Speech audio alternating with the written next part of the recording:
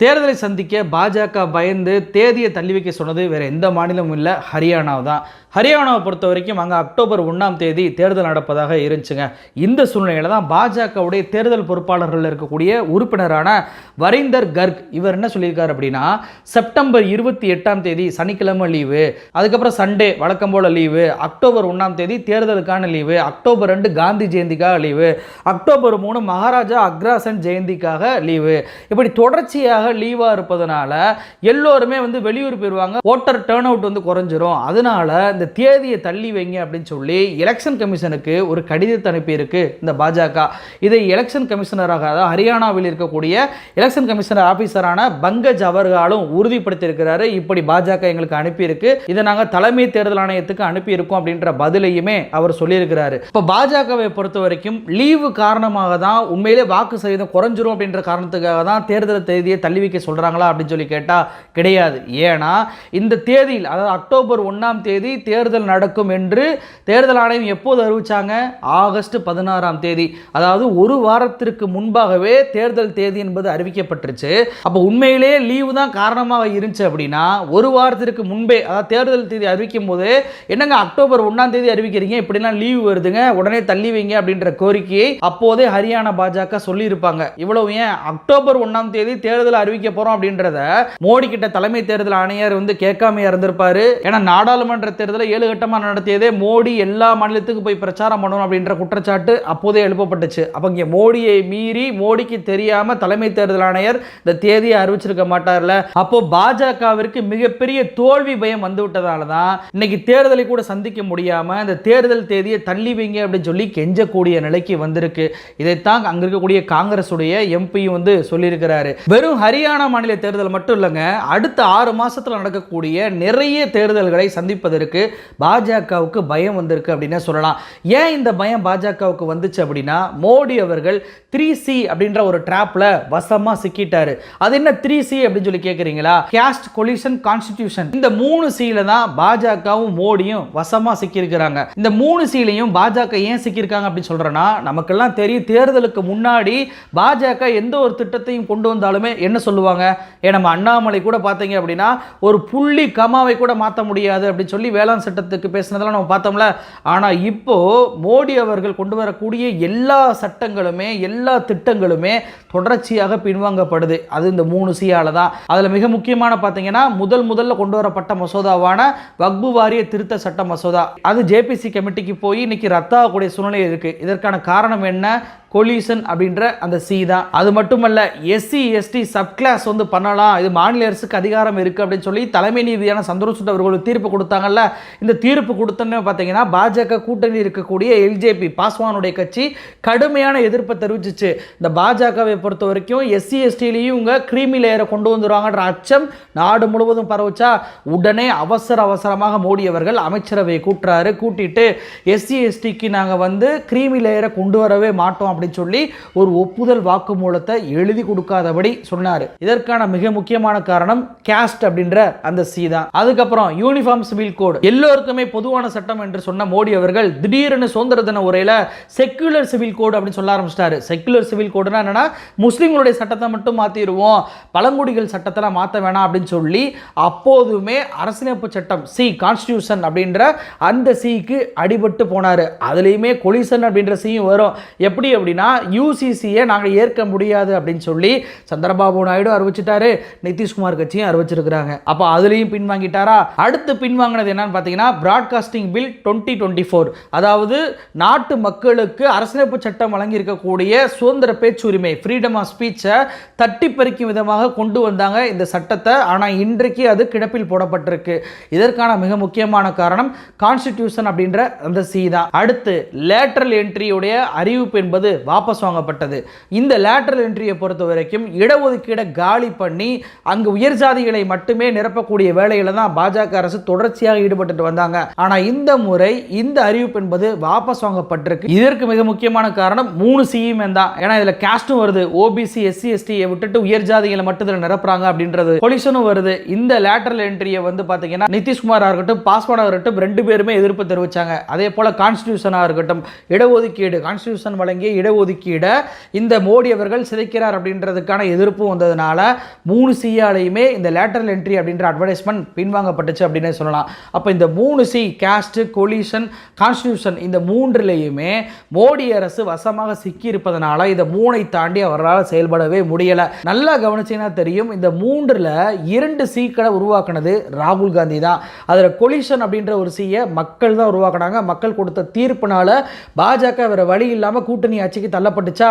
இதில் கேஸ்டும் சரி கான்ஸ்டியூஷனும் சரி ராகுல் காந்தி கடுமையான பிரச்சாரம் தொடர்ச்சியாக செஞ்சதுனால உருவானது தான். அதில் கேஸ்ட்னு நம்ம எடுத்துட்டோம் அப்படின்னா கேஸ்ட் சென்சஸ் சாதிவாரி கணக்கெடுப்பை எடுத்தே ஆக வேண்டும் என்று தொடர்ச்சியாக ராகுல் காந்தி தேர்தலுக்கு முன்பு இருந்தே சொல்லிக் கொண்டு வருகிறார். தேர்தல் பிரச்சாரத்திலையும் அதை மையப்படுத்தி பேசியிருந்தார். அது மிக முக்கியமாக பாஜகவுடைய தோல்விக்கு காரணமாக அமைஞ்சிச்சு. அது மட்டுமல்ல, கான்ஸ்டியூஷன் அதாவது அரசியலமைப்பு சட்டத்தை பாஜக வென்றால் மாற்றி விடுவார்கள், 400 சீட் நாங்கள் கேட்பதே அரசியலமைப்பு சட்டத்தை மாற்றுவதற்காக தான் அப்படின்னு சொல்லி பாஜகவுடைய வேட்பாளர்களை பிரச்சாரம் பண்ணாங்க. அப்போ ஒரு சின்ன புக்கு, கான்ஸ்டியூஷனுடைய சின்ன புக்கு கையில் எடுத்துக்கிட்டு இதை நான் காப்பாற்றுவேன் அப்படின்னு சொல்லி தேர்தல் பிரச்சாரத்தில் மட்டும் பிரச்சாரம் பண்ணல, தான் பதவி ஏற்கும் போது கூட அந்த புத்தகத்தை எடுத்து காமிச்சு இதை மீறி உங்களால் எதுவும் செய்ய முடியாது அப்படின்னு சொல்லி ஒரு ஸ்டேட்மெண்ட்டை ராகுல் காந்தி அவர்கள் கொடுத்தாரு. அப்ப ராகுல் காந்தி அவர்களால் தான் 3C இருக்கக்கூடிய 2C அதாவது கேஸ்டாக இருக்கட்டும் அதே போல கான்ஸ்டியூஷனாக இருக்கட்டும் இந்த இரண்டுலையுமே மோடி அவர்கள் வசமா சிக்கினார் அப்படின்னு சொல்லலாம். சரி, உத்தரப்பிரதேசத்தில் ராகுல் காந்தி அவர்கள் பேசின பேச்சு என்பது மிகப்பெரிய அளவில் பாஜகவை டேமேஜ் பண்ணியிருக்கு அப்படின்னு சொன்னல, அது என்னன்னு சொல்லி பார்ப்போம். பாஜகவை பொறுத்த வரைக்கும் அவர்கள் இந்துக்களுக்கு எதிரானவர்கள், இந்துக்களை ஏமாற்றுறாங்க அப்படின்னு சொல்லி ஏற்கனவே பார்லிமெண்ட்ல சக்கர வியூகம் பற்றி ராகுல் காந்தி அவர்கள் பேசினது பாஜகவுக்கு சுத்தமா பிடிக்காம போச்சு. மோடி அவர்களை 2 முறை எந்திரிச்சு ராகுல் காந்தியை பார்த்து பதிலளிக்கக்கூடிய விஷயத்துல நம்ம பார்த்தோம்ல, இந்த முறை உத்தரப்பிரதேசத்தில் ராகுல் காந்தி அவர்கள் என்ன தெரியுமா பண்ணியிருக்கிறாரு? 10% आबादी है, ठीक है, बट 90% आबादी आपके बिना देश ही नहीं चल सकता. और फिर मीडिया में आपको दिखेगा भैया, एक पहले क्या होगा, वो बॉलीवुड की बात करेंगे, वहां पे डांस गाना दिखेगा, उसमें भी आपको कोई 90% का नहीं मिलने वाला, कोई नहीं मिलेगा. मैंने चेक किया भाई, मैंने लिस्ट निकाली है. मैंने कहा भैया मिस इंडिया की लिस्ट निकाली मैंने कहा देखता हूं. मैं कहता हूं देखो यार, अच्छा अब कहते हैं मिस इंडिया की लिस्ट निकाली मैंने. सुनो सुनो, मैंने मिस इंडिया की लिस्ट निकाली. कहा ठीक है देखते हैं. मतलब माइनॉरिटी भी 90% में आती है मैडम, आप भी शामिल हैं. और आपको और शायद जो आपके साथ हो रहा है वो सबसे ज्यादा खराब है. मतलब आप पर तो डायरेक्ट आक्रमण हो रहा है, राइट? मगर आप भी 90% में हैं. तो मैंने लिस्ट निकाली. संविधान सम्मन सम्मेलन அப்படின்ற ஒரு நிகழ்ச்சி உத்தரப்பிரதேசத்தில் நடந்திருக்குங்க. இந்த நிகழ்ச்சியில் கலந்து கொண்ட ராகுல் காந்தி அவர்கள் 90% மக்கள் அவங்களுக்கு அறிவு இருக்கு, திறமை இருக்கு, எல்லாம் இருந்தும் கூட சிஸ்டத்தோட கனெக்ட் ஆகாம இருக்கிறாங்க. இதனால தான் நாங்கள் சாதிவாரி கணக்கெடுப்பே கேட்குறோம். சாதிவாரி கணக்கெடுப்பு அப்படின்னா ஏதோ மக்கள் தொகை கணக்கெடுப்பு எடுத்து இவ்வளோ சாதி இவ்வளவு எண்ணிக்கையில் இருக்கிறாங்க அப்படின்றதுக்காக கிடையாது. நாட்டுடைய வளம் என்பது எல்லா சாதிகளுக்குமே பிரித்து கொடுக்கப்பட்டிருக்கா அப்படின்றத நம்ம இங்கே பார்த்தே ஆகணும். குறிப்பாக அரசு அதிகாரிகளாக இருக்கட்டும், ஜுடிஷியரியாக இருக்கட்டும், அதே போல் மீடியாவாக இருக்கட்டும், இந்த மூன்றுலேயுமே தலித் ஓபிசிக்கள் எத்தனை பேர் இருக்கிறார்கள் அப்படின்றத நம்ம கண்டிப்பா தெரிந்து கொள்ளே ஆக வேண்டும். அதுதான் பாலிசி மேக்கிங் உடைய ஃபவுண்டேஷனாகவும் இருக்கணும் அப்படின்னு சொல்லி ராகுல் காந்தி அவர்கள் பேசியிருக்கிறாரு.